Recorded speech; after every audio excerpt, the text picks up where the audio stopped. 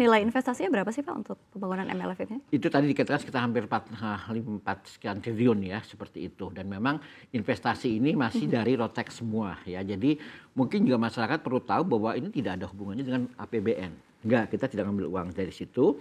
Tapi di situ adalah nanti pihak Rotex itu akan mengoperasikan sistem ini ya. Lalu kemudian dia akan dapat fee dari pembayaran sistem itu. Siapa yang bayar fee-nya? Pihak BUJT.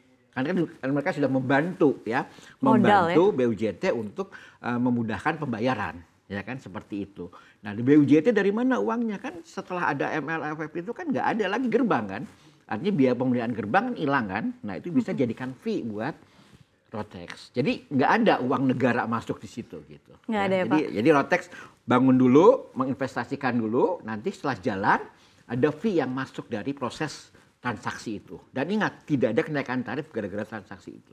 Oke, jadi investasinya full, tidak ada dari APBN, dan itu dari swasta begitu ya Pak? Betul. Apalagi Pak yang perlu kami ketahui dan masyarakat juga ketahui soal MLF ini. Dan kalau kita lihat sebenarnya seperti apa nantinya Pak jika memang masyarakat bisa menggunakan MLF ini ke depan, apa yang ekspektasi apa yang didapat oleh masyarakat?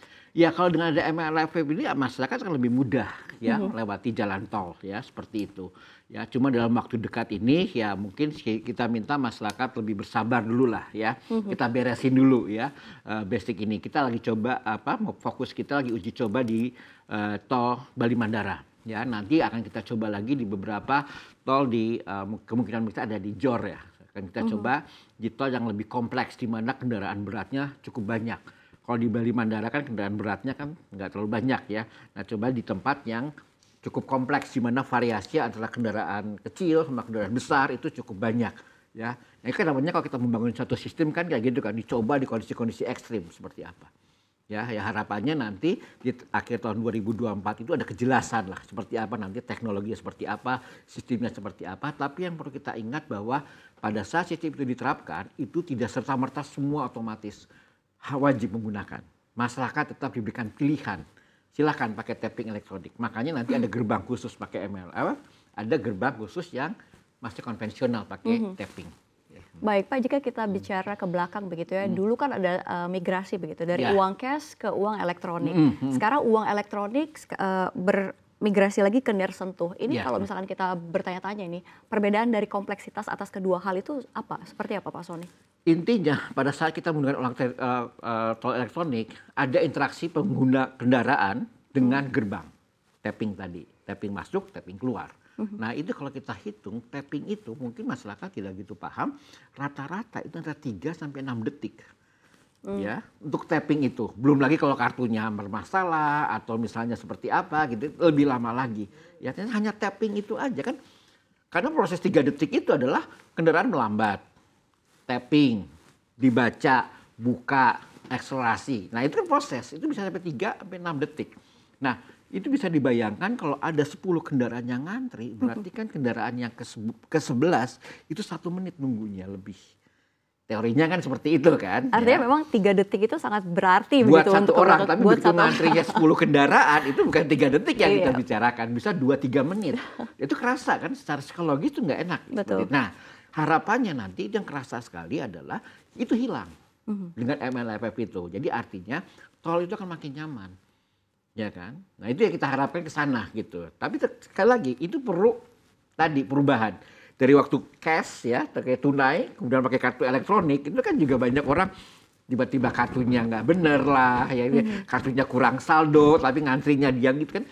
Waktu awal penerapan kan sering terjadi kemacetan kan. Ya. Tapi tetap budaya dari mulai ke cash ke kartu itu kan memang cukup lama gitu loh ya sampai 6-7 tahun. Nah nanti dari kartu ke MNLF ya, harapannya nggak sampai harus 6 tahun lah ya, 3-4 tahun bisa lah. Lama-lama kan masyarakat kita makin cerdas ya harusnya, apalagi generasi sekarang kan begitu akrab dengan teknologi ya harapannya tidak terlalu sulit lah nanti ke transisi budaya ya, habit kebiasaan ya dengan adanya nirsentuh itu ya.